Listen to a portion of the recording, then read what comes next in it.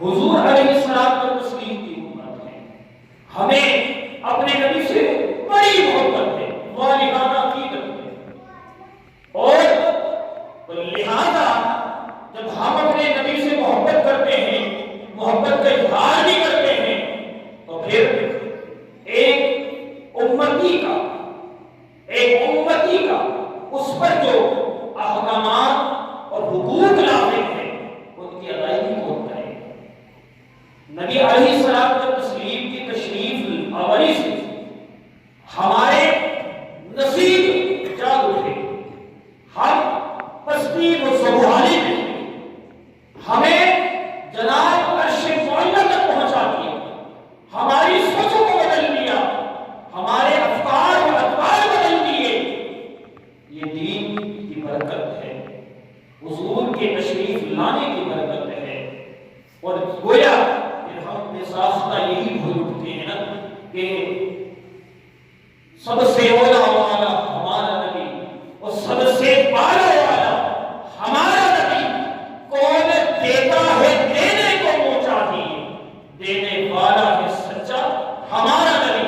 جیسے سب کا خدا ایک ہے، ویسے ہی ان کا ان کا تمہارا ہمارا نبی، خلق سے اولیاء اور اولیاء سے رسول اور رسولوں کے اعلیٰ ہمارا نبی، اور جس کے قلبوں کا دھول ہے آب حیات ہے وہ جان مسیحا ہمارا نبی، جس کی دو بوند کوثر و سلسبیل ہے وہ رحمت کا دریا ہمارا نبی، سب سے اولا والا ہمارا نبی، سب سے بالا والا ہمارا نبی۔ ہم بڑے فخر سے کہتے ہیں، نبی علیہ السلام سے اپنی وابستگی جوڑتے ہیں تو ہم بڑے فخر سے بولتے ہیں، بڑے شان سے بولتے ہیں، بڑی عقیدت سے بولتے ہیں۔ تو پھر اس امتی سے پوچھو کہ تم پر کیا فرائض ہیں، تم پر کیا حقوق ہیں جن کی ادائیگی ایک امت ہونے کی حیثیت سے تم پر لازم ہے۔ علماء کرام نے 4 حقوق کا ذکر کیا ہے، یہ بنیادی چیز ہے۔ ایک امت ہونے کے ناطے ہم پر جو لوازمات ہیں وہ 4 ہیں۔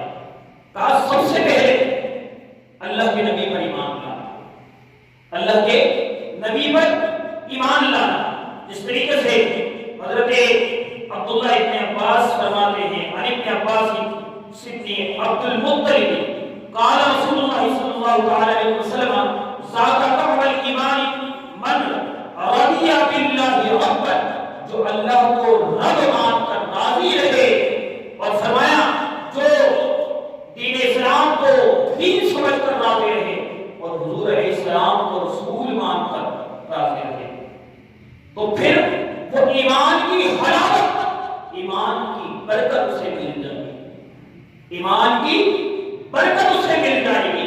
لیکن اگر ان میں تھوڑی سی بھی کمی رہ گئی نا تو پھر اس کو ایمان کی لذت نہیں مل سکتی۔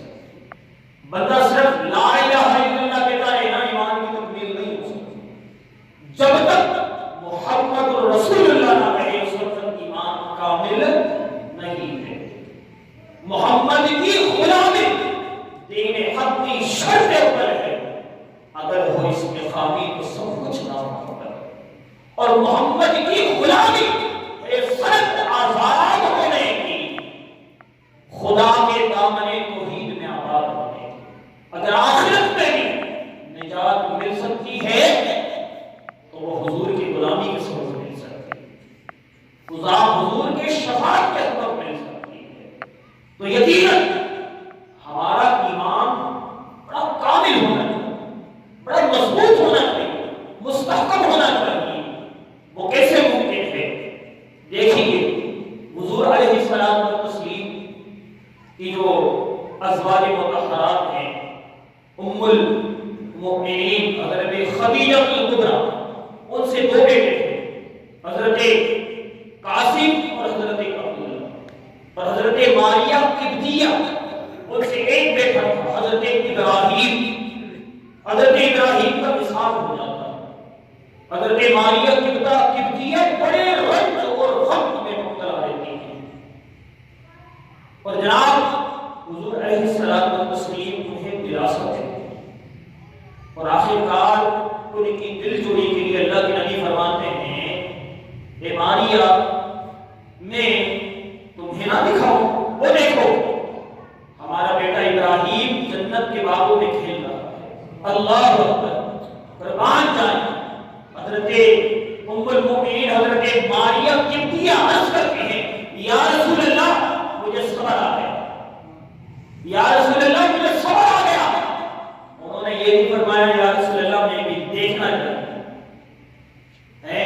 ہر کوئی فدا ہے بن دیکھے، دیدار کا عالم کیا ہوگا، تو بن دیکھے کا سودا ہی الگ ہے، اس کا رتبہ اور مقام ہی الگ ہے۔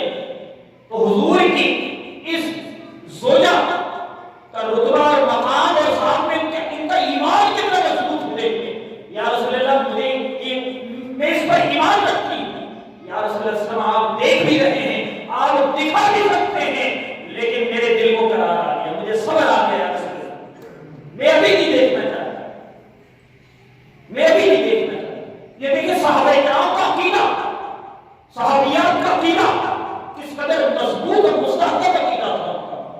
اللہ کے نبی نے فرما دیا قانون شریعت سے سمجھ لیجیے۔ دیکھیں اسی طرح حضرت ام ایمن کے بارے میں آتا ہے، حضرت ام ایمن جناب حضور علیہ السلام کی خادمہ تھی۔ اللہ کے نبی رات کے پچھلے پہر بیدار ہوتے ہیں اور حضور علیہ السلام جو ہے ایک برتن کے اندر حاجت بول مبارک کر لیتے ہیں، یہ حضور علیہ السلام حاجت مبارک کر لیتے ہیں۔ اس کے بعد جب صبح ہوتی ہے نا تو اللہ کے نبی نے حضرت ام ایمن سے فرمایا جاؤ جا کر اسے کہیں بہا آؤ۔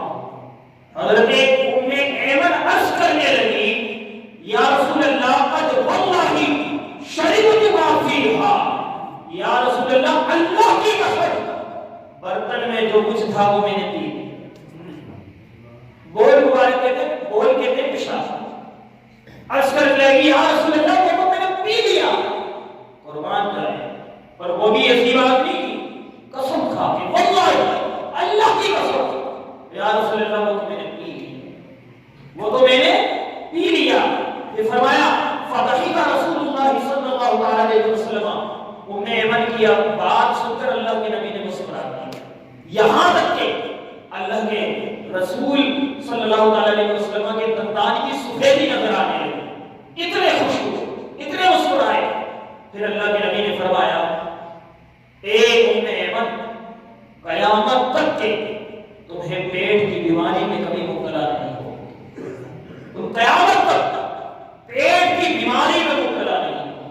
قربان جائیں صحابہ کرام نے عرض کی اے ام ایمن کیا تمہیں اتنا بھی نہیں پتا چلا کہ وہ بول مبارک تھا؟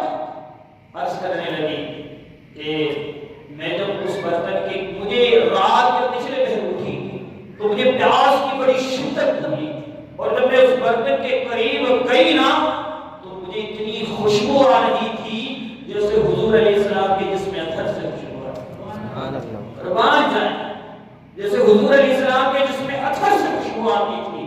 کہا میری محبت کا تقاضا ہے کہ میں نے اسے پی لیا، اسے میں نے پی لیا۔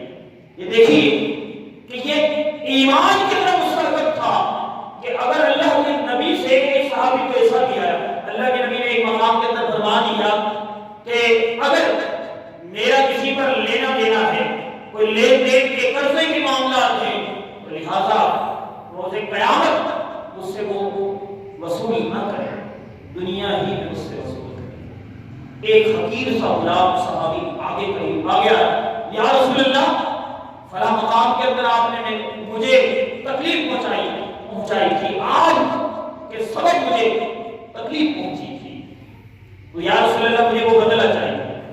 صحابہ کرام بڑے جلال میں آ گئے، یہ حضور سے بدلہ لے گا، لیکن اللہ کے نبی نے مسکرا کے اشارہ کیا۔ وہ صحابی قریب آیا، عرض کی یا رسول اللہ مجھے ایسے نہیں لینا، آپ اپنے جناب لباس کو اتار لیجیے۔ اللہ کے نبی نے لباس اتار دیا۔ صحابہ کرام کا جو جو منظر تھا نا وہ قابل دیدنی منظر تھا. اللہ اکبر کہ ایسے جلال کی حالت میں تھے کہ جناب صفحہ ہستی سے بتاتے اسے. لیکن قربان جائے اس کی محبت کا عالم ہی کچھ اور تھا، کیونکہ نیت اتنی اچھی تھی، نیت اتنی اچھی تھی.